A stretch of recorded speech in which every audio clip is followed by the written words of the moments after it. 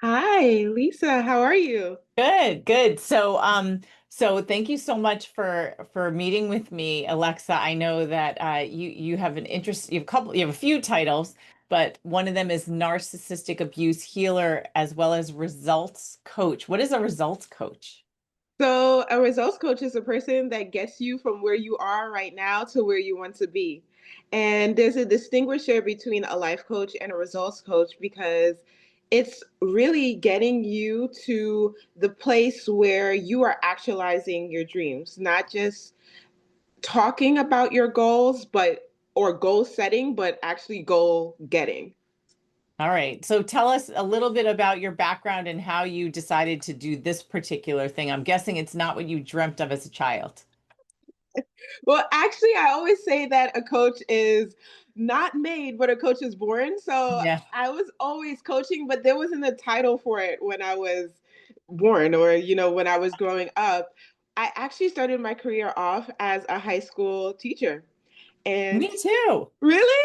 Oh Yeah. my goodness. What did That's you so teach? interesting. In a school in downtown Brooklyn that What? actually Biggie went to, Jay-Z went to, DMX went to, Busta Rhymes went to. And I had no idea. That's crazy. What were you teaching? What subject? I was in so many classrooms because my specialty was special education. Uh-huh. So they had me in the English classroom, the geometry classroom, and then I was also in the earth science classroom and chemistry classroom across my 4 years. Wow. Wow. I taught high school English and writing. Oh wow. Yeah, that's so What's in funny. the right? Yeah. But anyway, but back to you. That's such a funny coincidence. So you started off as a teacher. Obviously, there's so many skills you learn, especially teaching high school. That Yes. was like a little scary, a lot scary for me. I didn't realize what I was getting into, but it was amazing. Loved it. Was a workaholic. Yeah. Um, so what skills do you think you learned from that help you do what you do today? Oh, so many because really when we're talking about helping a person make a mental shift and also to heal from trauma, there's concepts that people need to understand that need to be broken down and applied to them in order for them to move forward. And so my education as a special education teacher really helped me with that. And even just making graphics, making visuals so that people understand truly what they are learning. And also advocacy. So being able to help someone advocate for themselves or recognize when somebody has the power to do so but isn't stepping up. And that's part of being a narcissistic abuse healer because a lot of that, and we will definitely get into what that is, but a lot of it is recognizing what power you have in the situation, even if it's minimal. Mm. Okay, so before we even get into that, tell us what narcissistic abuse is, because I know years ago when I was in my own relationship, I didn't know what the word narcissist meant. I didn't know what emotional abuse was. In my head, I thought domestic violence was only physical. Tell us Mm. about narcissistic and emotional abuse and the impact that it has, because I think I've learned that it could be more damaging than physical abuse. Yes, and I'm glad that you brought up that last point because it can be more damaging.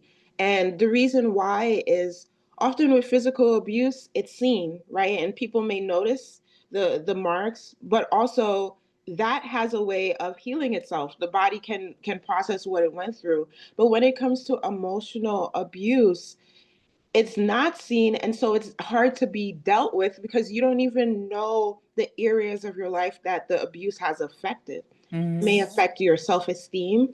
It may have affected your ability to trust yourself, like your intuition with how you are recognizing other people and who you should choose to be in your life.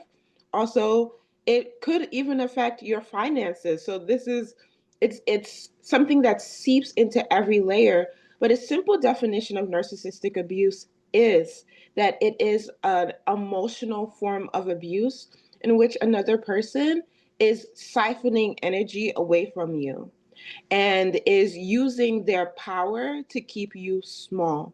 So I always use the analogy of thinking of the narcissist as a parasite that Uh-huh. acts like if you need it. It's actually the host and you are the parasite on it. If they flip The script, Interesting. yes, is very interesting. Yeah. So what got you into this field, even though I'm guessing this is a rhetorical question? No, actually, it's not. It's an interesting story that got me here because when I was a special education teacher, I ended up choosing to work with a general education teacher that exhibited a lot of red flags. But I didn't know that through my childhood, I had been conditioned to just accept that behavior and Mm-hmm. normalize it and think that it was acceptable. So even though he was literally busting into the principal's office whenever anything wouldn't go to his liking. And he would rudely interrupt people during professional development meetings. He would even plan other teachers' lesson plans instead of our own, which Mm-hmm. is his role. When he came to me one day and he said, "Alexa, you're going to think I'm crazy," I was like, why would I think you're crazy? Even though I Uh-huh. was experiencing all of that in real time. And he went on to reveal that he had just went to his psychiatrist and she diagnosed him with narcissistic personality disorder. Wow, that's rare. That is very rare. That is extremely rare because a lot of narcissists do not seek therapy. Right. And Right. so, even with my psychology background, because I studied it in college before I became a teacher, when he said that, I was like, well, you're not crazy because you're in therapy. You're at least trying to get help. But people that have this disorder would not be seeking help. Mm-hmm. And that was my own way of justifying and gaslighting his behavior and giving my power away. Yeah. But that revelation through him led me to reflect on why I was so susceptible to these types of toxic dynamics. And I looked back and understood the role my mom played and who she is. And my mom is definitely a covert narcissist. And I don't know if you want me to get into that right Yeah, now, talk but about, I mean, I know what it is, but imagine somebody is at the very beginning and they have no idea what that means. Because I know when I learned that, I was like, oh my God, it's familiar. yes, absolutely. It's such a deep learning when we're learning about what we've been experiencing and realizing that it's narcissistic abuse because there's different forms of narcissists. Yeah.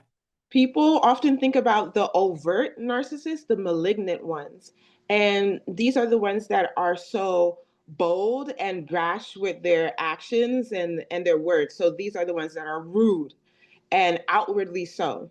But Mm. with covert narcissists, in that word covert is cover. And that's because they cover their sense of entitlement with playing the victim and seeking pity, even though they are truly doing things that are harming the other person. And what is difficult a lot of times is that people think narcissists are narcissistic to everybody in their life. And that's Mm. not true. They choose who they exhibit certain behaviors with because they know that those behaviors will lead people to leave them or to shun them. But they know who would stay. That's so interesting.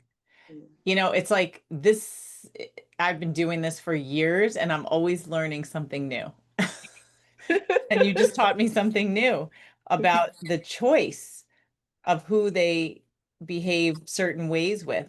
Mm-hmm. And I think Right. a lot of times because they do play victim, we feel sorry for them. I mean, I can't count how many people have come to us and said, well, I mean, yeah, my ex is really bad, but they suffered trauma as a child. So I have to sort of excuse their behavior on some level because they can't control it. What do you think about that? I mean, Mm-hmm. most of us suffered some sort of trauma, but not all of us choose to behave like this. Absolutely. And that's a key insight because a person that is narcissistic, one of the hallmarks in it is that they have experienced some form of trauma, particularly in their childhood, probably at a young age. And it may even be from their caregiver, their mother or their father. So they are dealing with internal emotional wounds that have them stuck at a developmental age in which they are emotionally immature. At the same time, I always emphasize that it is not your responsibility to raise someone, to parent someone, or to heal someone. And so, what has been discovered in the psychological space is that narciss it's very hard to heal and remedy narcissism Hmm. because of the ego that they put in front of their vulnerability. Narcissists are actually very vulnerable people Mm. that if they were to be criticized or even just told, like honestly, something that reflects on their behavior, it wounds them so deeply because they do not have an established self-esteem.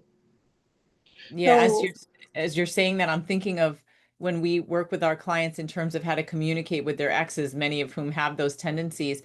If you even say what your opinion is, it hurts them because they think you're insulting them by telling them what to do. You're trying to control them by giving your opinion when in a normal conversation, people exchange ideas and there's no ego involved. yes, It's a yes, different dynamic. it is a different dynamic because the narcissist needs you to mirror them, but not mirror them in their true, authentic self. Mirror their highlights. Mirror Mm, how great they are and how great they need to perceive themselves in order to keep on going. yeah. Yeah. So interesting. So because many people, one in two people on average in abusive, especially emotionally abusive relationships, don't even realize what they're dealing with. How does one figure out what's going on? Like what we call it, like the light bulb moment with the people you've worked with, what caused something to make them wake up and be like, this is wrong? Yes, that's a really great question.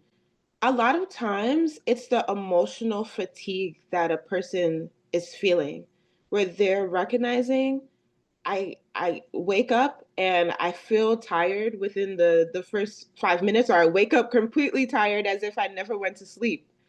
And they don't know why. And they can't figure out that actually a lot of their energy, even mental energy, which we don't talk about a lot, it's not just emotional energy, but it's the thoughts, it's the ruminations, it's wait, I had this conversation with this person and somehow they flipped it on me and I don't understand why. How did I get into your mind is constantly trying to make coherence out of Hmm. a person that is not behaving coherently. Yeah. And Yeah. but the mind wants it needs things to be logical. And Right. so that energetic drain is a hallmark of narcissistic abuse. And also what you express, Lisa, when you are trying to articulate your truth and they somehow do this jujitsu move that all of them know how to do really well. It's like they have a special training where they could just flip it back on you as if you are the problem. That gaslighting that you do not experience with other people is a insight into the fact that this person is emotionally abusive, this person is narcissistic. Yeah. It's Yeah. like I feel like people in these relationships, we lose our sense of who we are after a while. And you know what? That's because the narcissist doesn't have a coherent sense of who they are. Yeah, it is really draining. Yes, it is really draining. And because of how dysregulated their nervous system is, which there is real research and scientific evidence that shows that narcissists have areas of their brain that are shut off, the Hmm. areas that are all devoted to empathy, and actually the areas that are devoted to being hyper alert and critical are turned on. So it's literally because their nervous system is dysregulated that they are then dysregulating your nervous system. And you lose your sense of self because you get thrown into chaos. Yeah. Yeah. So I know we talked about something regarding how the cycle stops here. You mentioned how you dealt with stuff with your mother and then a teacher that you worked with. How does one end it? I mean, you maybe recognize what's going on, but we meet people years post separation and they're still in that same dynamic where they feel, especially through co-parenting communication, if I don't do what they want, like I'm going to get in trouble. They're going to take me to court. They're going to take my kids. I'm going to have no money. Like it's just this constant sense of threat, even after getting out. So, Yeah. how does someone stop the cycle? I know it's a huge question. It is a huge question, and there's many different things to be factored in, because for a lot of us we cannot just go no contact. Right. And this is something that is pushed in the psychological space, the narcissistic abuse recovery space, where they're just like, well, cut the narcissist off. Well, what if the narcissist is your ex-husband and you have kids with that person? Like a lot of my clients, what if it's your ailing mother that only you can take care of? You don't have any siblings, or it would be very expensive to put them in a hospice, for Yeah. example. There's a lot of people that cannot just cut off contact. So it is really about gaining the support around you to navigate this. And when I say the support, it's really understanding that narcissism doesn't just affect you on a mental level, it also affects you on a physical level and on a spiritual level.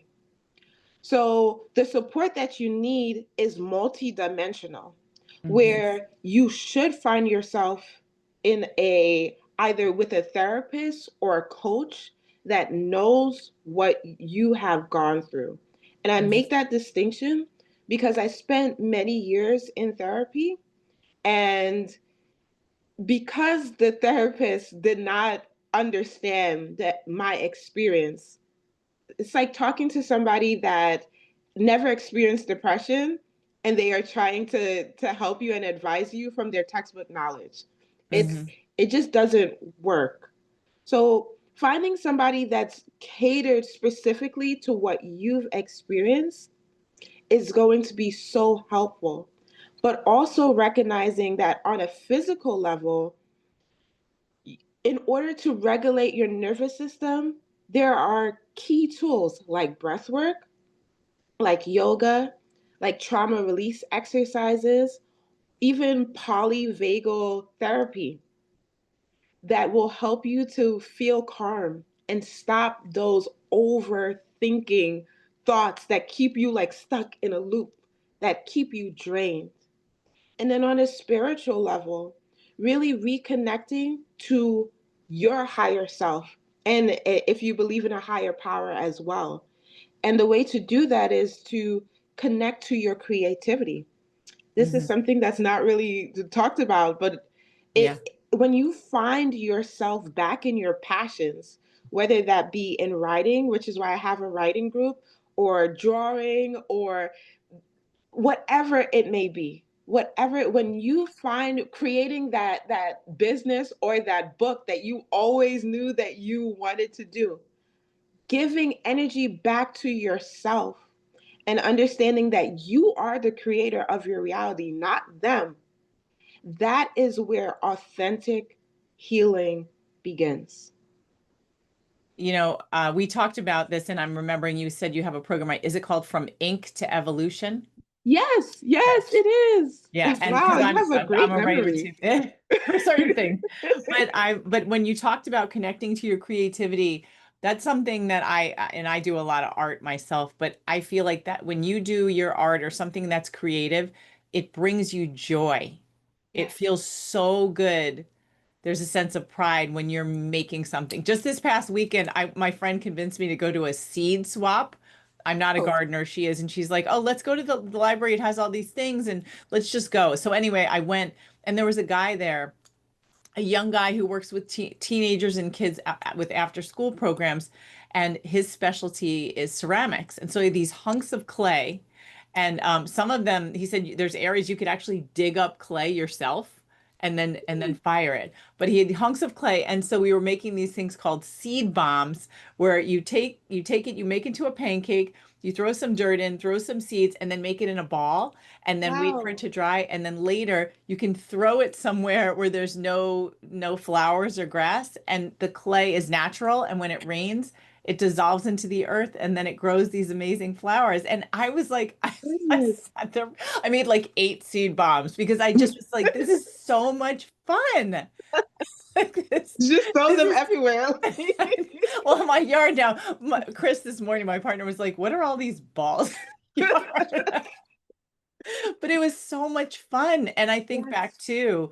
to the end of my marriage, which it took 2 years to really extract myself. But I used to sit on the porch and I would be making like I had these stools and I was using buttons and doing like mosaics and it was so relaxing.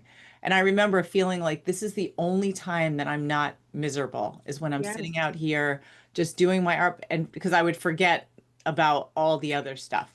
Yes, yes, absolutely, absolutely. So, number one, I love that you have this experience of the seed bombs and that you were able to reconnect with your passion even as you were getting your way out of the divorce. Because I want to just emphasize again that this is something that's not spoken about often, that your creativity will awaken your path to healing. Yeah. A lot of people believe that it's about talking about what you through, but you don't necessarily need to talk about it as much as you need to express and release it. Yeah. When I was in therapy, one of the things that actually led me to spiral down into depression was talking and uncovering the layers, but not being prodded with questions about where my power lied. Hmm. Where in my life could I make small, even small incremental steps in order to position myself in a better way? Yeah. I love it.